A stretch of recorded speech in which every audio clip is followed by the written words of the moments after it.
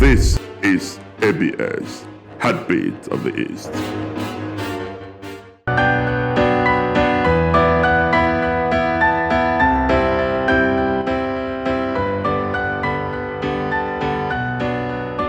Nigeria is richly blessed with abundant human and material resources, of which oil is one. Oil was first discovered in 1958 in Borokiri, the present-day Bayelsa State in the Niger Delta region. The blessing was so huge that Nigeria was counted to have the world's 10th largest crude oil reserves and became the world's 30th largest producer of crude oil, according to Organization of Petroleum Exporting Countries, OPEC. Between 1960 and 1973, oil output exploded from just over 5 million to over 600 million barrels. Government oil revenue in turn accelerated from 66 million naira in 1970 to over 10 billion in 1980. What an enormous blessing that turned the attention of Nigerian people to oil at the expense of all other resources that could have equally attracted revenue to the nation.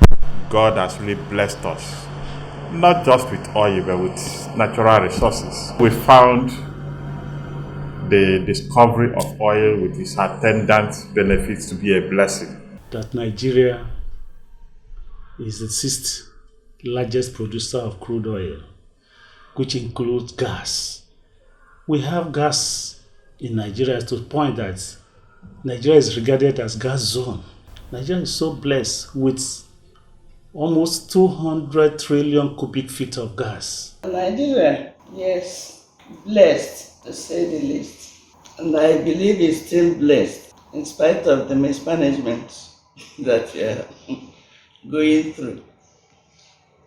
But God gave us everything that, as a producing country, we shouldn't have been, talking about lack now to everybody. In those days, Gowon was president. Gowon said, our problem is not knowing what to do with the money. They don't know how to spend the money because they had it excess. But from not knowing how to spend the money came down to lack. This, I think, is the same military. I think is gross mismanagement. At that initial time, the exchange rate was 1 naira to $4. Where it has to do with our currency, which was much more powerful than some, world-known currencies. We have our naira is changing for about 80 kobo to $1, years back. So these fallout from Nigeria having that natural resource called oil. So, like it or not, we have been blessed as a country. Despite being the largest producer of crude oil in Africa, fuel scarcity has been an incessant problem in Nigeria. Right from Obasanjo, the refineries are not working at a surplus. From Obasanjo to Yaradua, from Yaradua, they are promising us they will make everything possible.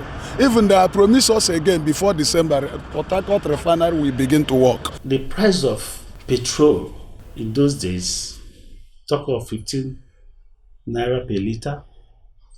From regime to regime, we talk of 25 naira per liter, 30 naira per liter, gradually increasing.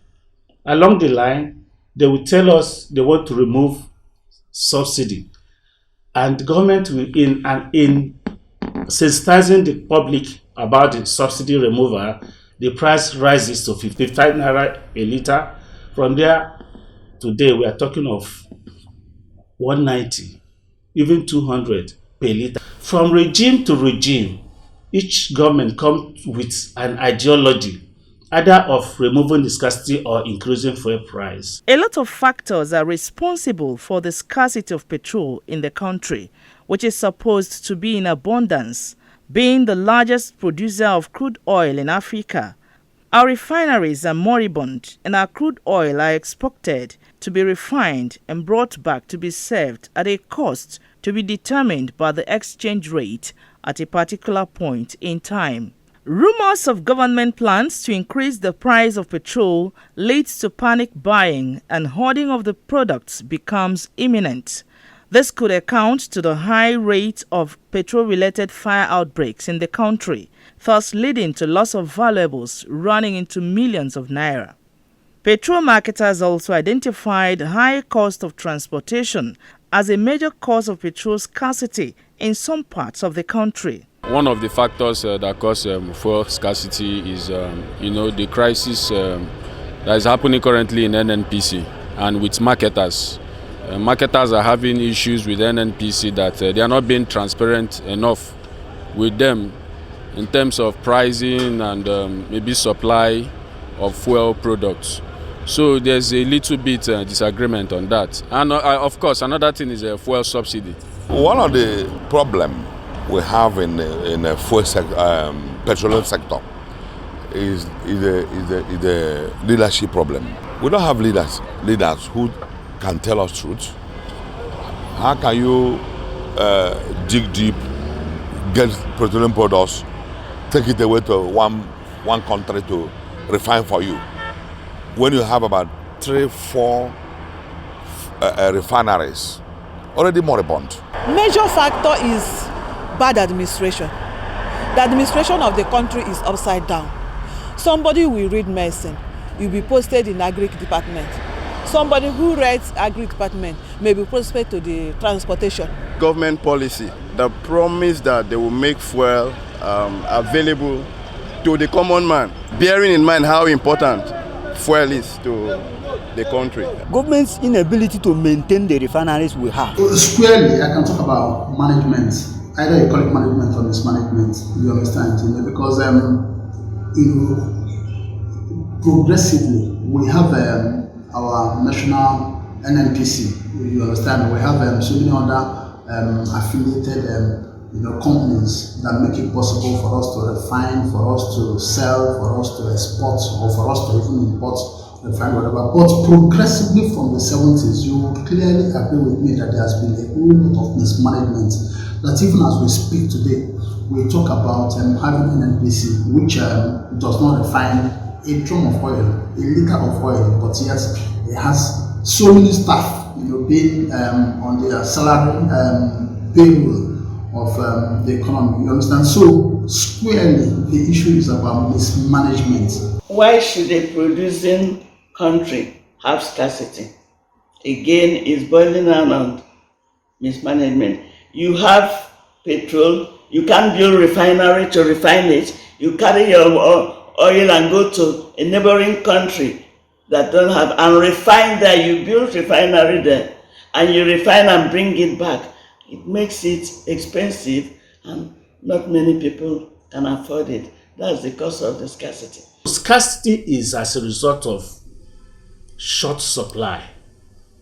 When there is short supply, and there is demand, the price will definitely rise. Number one is the government.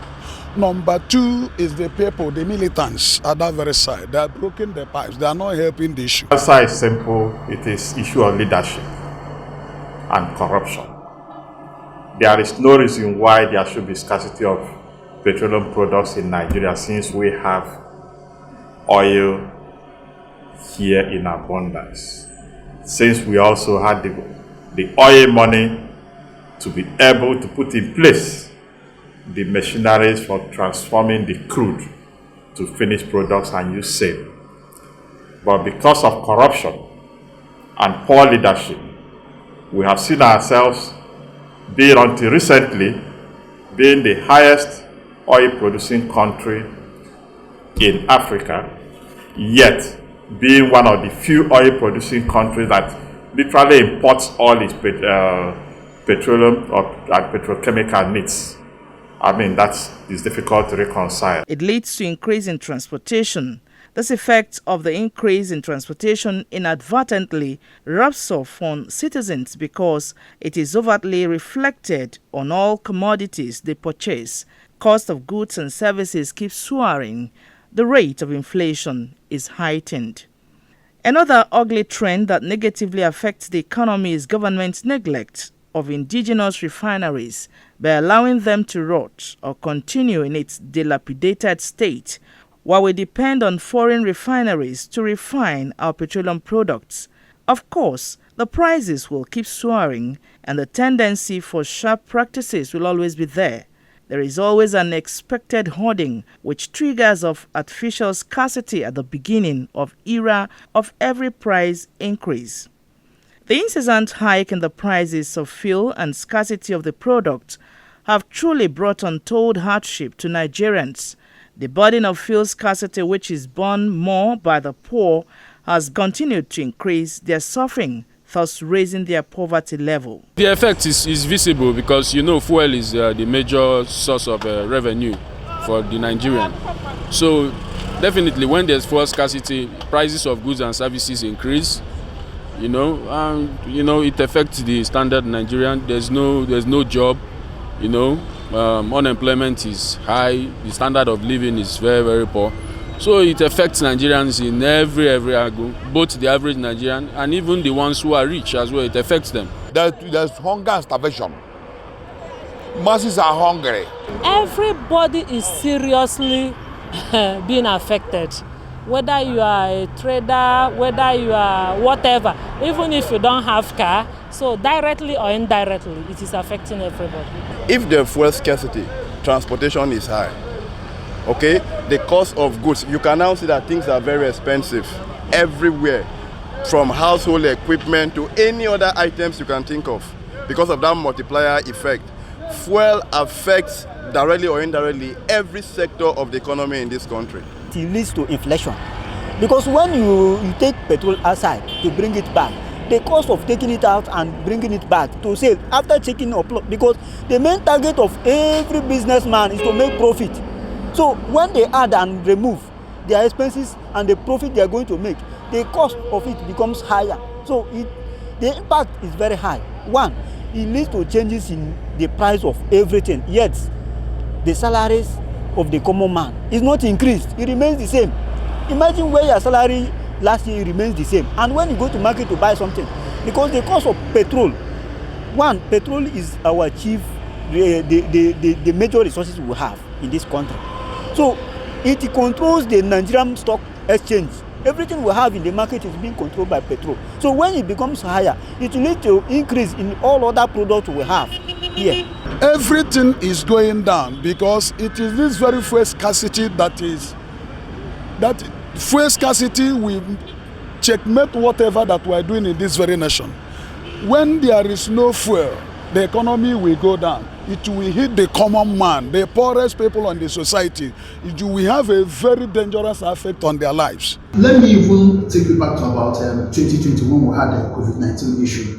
Because logistics collapsed, because productivity could not go on, it brought down the global economy, not just about nations. It impacted the third world countries much more than the developed countries. So the scarcity of oil has the capacity or capability to collapse an economy, and it has affected the Nigerian economy so much.